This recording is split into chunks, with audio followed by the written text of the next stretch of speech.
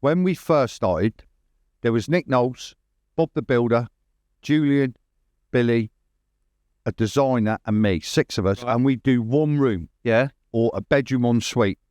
And it was designed, like the title says, someone had a DIYS disaster, and we used to go and put it right. And they're the B team.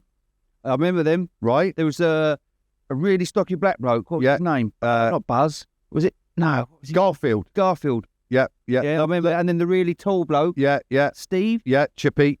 And then a Scouse fella done the tiling. Yeah. And then he used to do the decorating. Right. Bridget. That was our design. Yes. Yeah.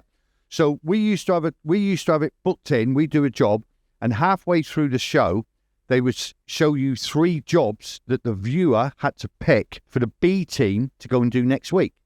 That's right. Just saw it, mate. Yeah. So so we might skim a ceiling, put up a bit of stud work and skim it, but we had to do it in 3 days. Yes. And that essentially was DIY SOS. And we'd done the first series, and the producers was going, don't get used to this. No one's going to catch on to it. Obviously. And 25 years later. 26 years. What was the first job? Where was it? We've done this. No, it was in Banbury. Oh, in Oxfordshire. Yep. And a fella had 2 daughters, but he only had a 2-bedroom house. So he put a fence down the middle to divide the 2 daughters' bedroom. All right. A garden fence. And we went up there, built a stud wall, and reconfigure it, for two princesses to have their own spaces in a room. And how long did was a series then? Was it 6 episodes? 6 episodes, every year.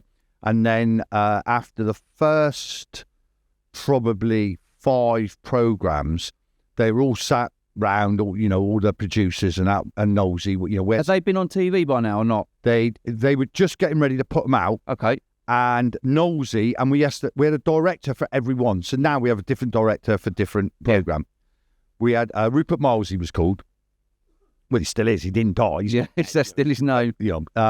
So Rupert and Nosy went to the producers and said, look, we're doing this this DIY program, but they're not tipsters. Like, I'd be there with a patch going, and here I am applying some watered down PVA as a and I don't speak like that. No. Nosy said, this Rupert, just film them. They are hilarious doing what they know what they do, doing what they do best, working. The way you talk to each other. Just film them.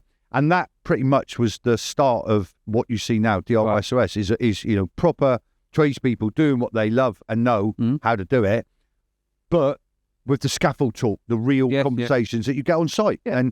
And I think, women could relate to, Billy, the electrician, a mate who'd come home every day going, I've been working with this electrician, he's a right pain in the...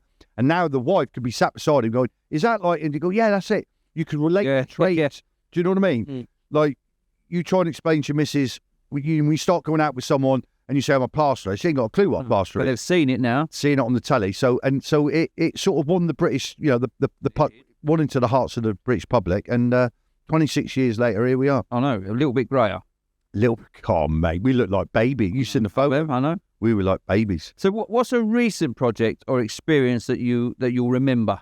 The Chelsea Flower Show. Chris Beardshaw's gold-winning garden was donated to the Great Ormond Street Children's Hospital. Yes. We took this garden, and I mean 30-foot trees, the whole garden, packed it up onto Arctics, drove it through London, and delivered it with cranes onto the roof of Great Ormond Street Children's Hospital.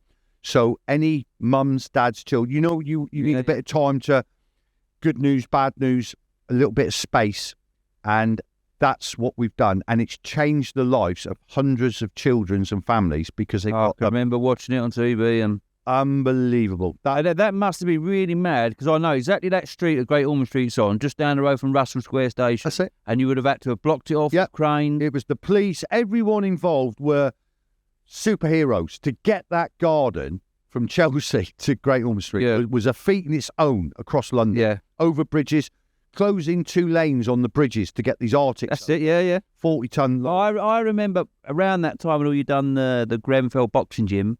That I really like. Yeah, really like that. See, there's, we could go to the street in Manchester. That was my first. The veterans. That was landmark. But do you know what? Every job you do with the the title DIY SOS, it means something, because obviously you're helping families, children, people out, real hardworking people. There's nothing else out there to help them. They're stuck. They're trapped in their houses. So pretty much all of them, Bradley. But there are a few landmark ones, definitely. What's the most challenging project from a plastering perspective? Because obviously the Chelsea Flower Show one there weren't much plastering there, obviously. When the numbers don't turn up, I get on a big project, on a 10-day build, I get 3 days of boarding and skimming. And if you're, you can make do with chippies and, a very common sense builder to plasterboard. But if the plasterers don't turn up, then I'm challenged. Yeah. Because I like to think, if I work 24 hours, would I make a dent on it? If the answer is no, the problem's bigger than me, right? Yes. So I've learned to live with that.